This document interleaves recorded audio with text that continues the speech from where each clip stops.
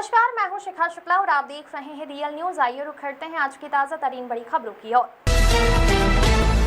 दिल्ली के जंतर मंतर पर युवाओं के अधिकारों की लड़ाई में सक्रिय सहयोग रहे किसान नेता एवं भूमि बचाओ मुहिम के संयोजक जगतार सिंह बाजवा का बाजपुर पहुंचने पर युवाओं एवं क्षेत्रवासियों ने फूल मालाओं से जोरदार एवं गर्मजोशी के साथ स्वागत किया। इस अवसर पर बड़ी संख्या में युवाओं ने भगत सिंह चौक पर एकत्र होकर आंदोलन की सफलता पर एक दूसरे को मिठाई खिलाकर खुशी का इजहार किया।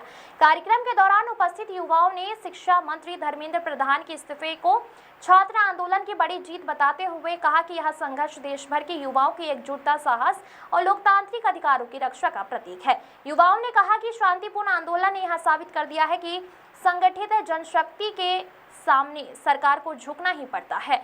किसान नेता जगतार सिंह बाजवा ने शहीद आजम भगत सिंह जी की प्रतिमा पर माल्यार्पण करने के बाद कहा कि देश के युवाओं ने अपने अधिकारों की रक्षा के लिए जो संघर्ष किया है वह आने वाली पीढ़ियों के लिए प्रेरणा स्रोत रहेगा और लोकतंत्र की मजबूती के लिए मील का पत्थर साबित होगा। उन्होंने कहा कि लोकतंत्र में जनता की आवाज को दबाया नहीं जा सकता है और युवाओं की एकता ने यह सिद्ध कर दिया है कि अन्याय के विरुद्ध उठी आवाज अंततः जीत हासिल करती है।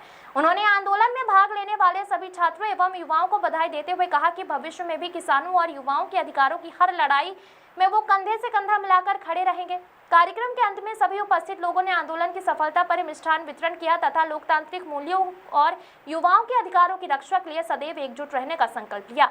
इस अवसर पर समाज सेवी राजेंद्र विधि, दर्शन लाल गोयल, सौरभ परमार, सुनील पाठक, करण सिंह, योगेश सैनी, खेमकरण सैनी, सोनू निगम, डॉक्टर अरशद, रोहन मोहम्मद, रिजवान, चंदन सिंह सूर्यवंशी, सतपाल बाजवा, दीनदयाल सिंह, दीपक शर्मा, बब्बू सागर, दीपक पांडे, चमन सिंह, गुरबख्श सिंह, राजकिशोर आदि सैकड़ों युवा मौजूद रहे। विशेष शर्मा की रिपोर्ट।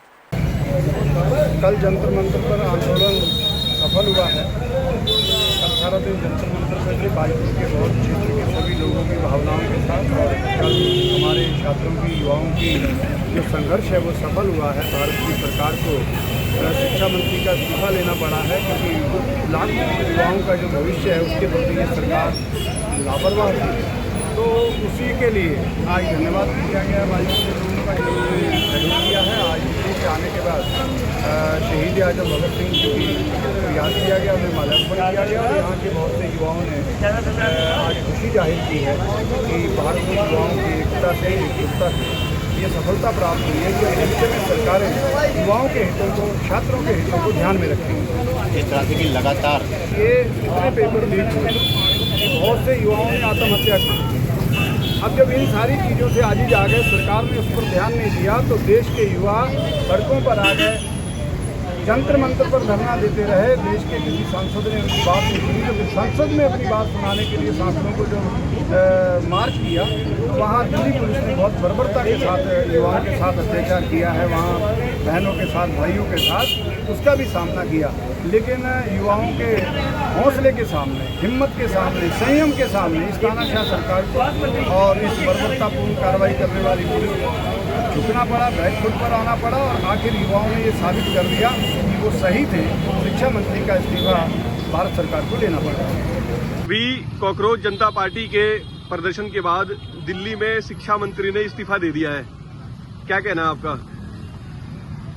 मेरा सबसे पहले तो मैं जो बच्चियों के साथ अश्लीलता, बर्बरता बरती गई थी बच्चों के साथ और सारे देश ने बच्चों का दर्द और गलत का संवेदना साथ करी है, उसको पूरे देश जनमानस का मैं पहले तो बधाई देता हूं और उनका धन्यवाद देता हूं।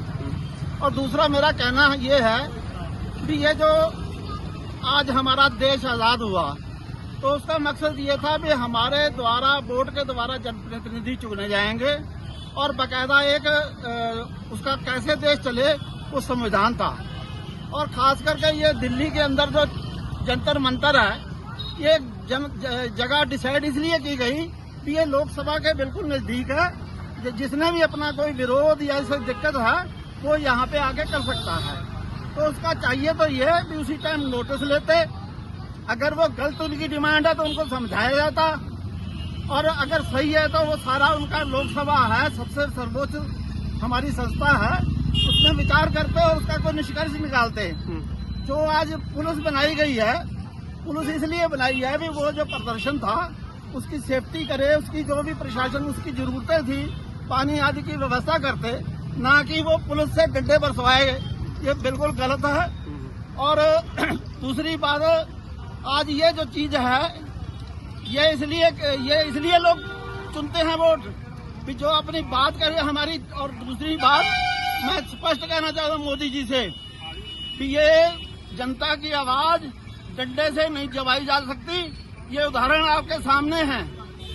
और आइंदा एकदम किसी भी गलत बात में मूक दर्शक हो जाना एक ये प्रधानमंत्री का कोई कार्य नहीं है। अगर पहली बात तो मैं कह रहा हूँ अपनी भी मर्यादा का ध्यान रखें, और नहीं तो ये प्रधानमंत्री का जो पद है इसकी मर्यादा का विशेष ध्यान रखें। जनता के द्वारा चुने हुए हो, जनता की हर बात सुनो, निदान दो। धन्यवाद। अभी शिक्षा मंत्री ने इस्तीफा दिया है, आप इसको कैसे देखते हैं? ये कॉकरोच जनता पार्टी की जीत है या सरकार की हार है या छात्रों की जीत है? कैसे देखते हैं इसको?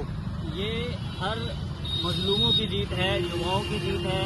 और ऐसी सरकार, अंधी बहरी सरकार जो किसी के आगे झुकी नहीं रही, किसी की बात सुनती ही नहीं है, और जो अपना प्रोटेस्ट धरना देते हैं जो युवा या कोई भी साथी हमारा, तो उनसे डंडे से गोलियों से बात करते हैं। जिस तरीके से देखिए जंतर मंतर पे इन्होंने बर्बरता दिखाई, दिल्ली पुलिस ने, मोदी सरकार ने। बिहार में तो सामने गोली चलाई जा रही थी।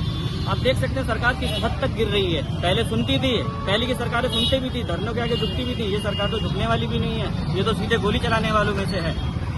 गुरुजी, जब ये आंदोलन चल रहा था आप लोगों ने छात्रों के समर्थन में प्रदर्शन किया था और आज फिर आप लोग इकट्ठा हुए हैं, क्या मामला है और कैसे देखते हैं इसको? हाँ, नमस्कार दोस्तों। आज हम एक खुशी का दिवस मनाने के लिए उपलक्ष्य में हुए हैं। दिल्ली में जो युवाओं ने अपना जोश दिखाया, और वो भी एक शिक्षा मंत्री जिसकी गलत नीतियों की वजह से जो आपकी नीट की परीक्षा एक नहीं इनके कार्यकाल में 2 बार लीक हुई, तो युवाओं का एक बार जोश घटता है। जितने नेता जो आप बैठे हुए हैं संसद में, क्या इनसे पूछ के देखो किसी ने नीट का एग्जाम दिया? नीट के एग्जाम के लिए लगभग 12 18 घंटे स्टडी करते हैं बच्चे। उसके बाद 28 लोग बच्चों ने सुसाइड किया।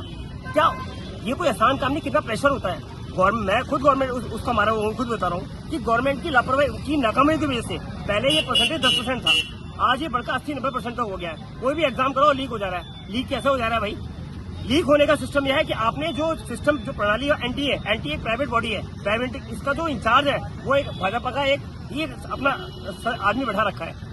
तो प्राइवेट बॉडी को जब एग्जाम कराएंगे तो सिंपल सी बात है लीक होगी। बहुत पहले भी तो आपकी क्या कहते हैं यूजीसी कराया करती थी या ये सीबीएसई कराया करते थे। तो इसी प्रकार से ये जो सिस्टम को इन्होंने बदलने का प्रयास किया है, इस सिस्टम की वजह से ये हो रहा है। और आज का युवा जी तो कम है, आने वाले टाइम में आप देखिए ये समस्या और बढ़ेंगी। अगर ये लोग अपनी भ्रष्टाचार की नीतियों से बात नहीं आए तो क्या होगा? एक दिन देखिए कि इनको कहीं पीट के गवर्नमेंट से जनता यहाँ भगाना दे। और दूसरी बात है कि और समझिए आप इस चीज को कि ये लोग अभी हल्के में समझ रहे हैं, बार इलेक्शन जीत रहे हैं। एक ही आदमी जीत रहा है 15 साल, 20 साल, 25 साल। भाई क्या मतलब? क्या हिंदुस्तान में दूसरा आदमी नहीं है? आप अमेरिका को उठा के देखिए, बराक ओबामा आज भी बैंक में नौकरी करते हैं 6 साल जॉब करने के बाद। लेकिन हिंदुस्तान का एक गली का वार्ड मेंबर भी वो आपको नेतागिरी करता हुआ नजर आएगा, वो जीतता हुआ नहीं आएगा। वो कोई मेहनत मजदूरी नहीं करेंगे, पता नहीं कौन सी कमाई उनके पास कहाँ से आती है। तो यही सिस्टम जिसमें पढ़ा लिखा व्यक्ति आज बेरोजगार घूम रहा है, उनकी नाकामयाबी की वजह से जिस देश का 30 करोड़ व्यक्ति बेरोजगार हो तो वो देश कहाँ आपका विश्व गुरु बनेगा? जिस देश की 80% जनसंख्या आपकी 5 किलो राशन पर हो, इन्होंने बेवकूफ समझ रखा 5 किलो राशन समझ रहे। इसी का दुष्परिणाम है। अगर ये नहीं सुधरे तो आने वाले समय में स्वास्थ्य, शिक्षा, सुरक्षा, रोजगार, ये 4 महत्वपूर्ण मुद्दे हैं जिसके लिए भाजपा सरकार को गंभीर परिणाम उठाने पड़ेंगे। जय हिंद, जय भारत। धन्यवाद गुरुजी। और मैं इसके साथ साथ नेहा जी और जो वहाँ की उनकी टीम के लोगों को हार्दिक धन्यवाद देता हूँ। ओके, धन्यवाद गुरुजी। हमारे साथ डिस्ट्रिक्ट कोर्ट और हाई कोर्ट में प्रैक्टिस करने वाले वकील साहब भी यहाँ मौजूद हैं। वकील साहब, मैं सवाल थोड़ा अलग तरीके से पूछता हूँ आपसे। सुप्रीम कोर्ट के चीफ जस्टिस ने एक लड़कों के बेरोजगारों के बारे में व्याख्या की, उसके बाद एक पार्टी बनी, उसके बाद एक आंदोलन हुआ और कल शिक्षा मंत्री का इस्तीफा हुआ। इस सारे सीक्वेंस को कैसे देखते हैं आप? देखिए, निश्चित रूप से जो भी कुछ हुआ और जो चीफ जस्टिस ने जो है ये टिप्पणी की, वो कहीं ना कहीं एक गलत तरीके से टिप्पणी की थी, जिससे युवाओं में एक तरह का ये था कि जो सोशल मीडिया पे काम करते हैं, जो वर्क करते हैं, किसी भी तरह का कोई भी व्यक्ति है, तो उनको कहीं ना कहीं चीज़ हर्ट हुई। लेकिन जहाँ तक इस प्रोटेस्ट की बात है, इस प्रोटेस्ट के पीछे जो लाखों बच्चों की मेहनत थी, जो लाखों बच्चे रात दिन मेहनत करके अपने करियर की तरफ एक एग्जाम के लिए तरसते हैं, लेकिन वही एग्जाम एन टाइम पे लीक हो जाए, पेपर लीक हो जाए और उसके बाद उस बच्चे की एज ओवर हो जाए, तो उस बच्चे के और उसके बच्चे के पीछे जो पूरा भविष्य उसके माता पिता का लगा, जो पैसा लगा, जो उन्होंने तैयारियां की, उन सबको अगर देखा जाए तो कहीं ना कहीं उस बच्चे की आत्महत्या तो खुद ही हो जाती है। तो ये प्रोटेस्ट जो छात्रों ने किया था, इस प्रोटेस्ट को जो बल मिला, जो कुर्बानियां गई, वो हमें कामयाबी भी कहीं ना कहीं बच्चों को देखने को मिली और ये इस प्रोटेस्ट के माध्यम से जो एजुकेशन मिनिस्टर थे उनका इस्तीफा आया।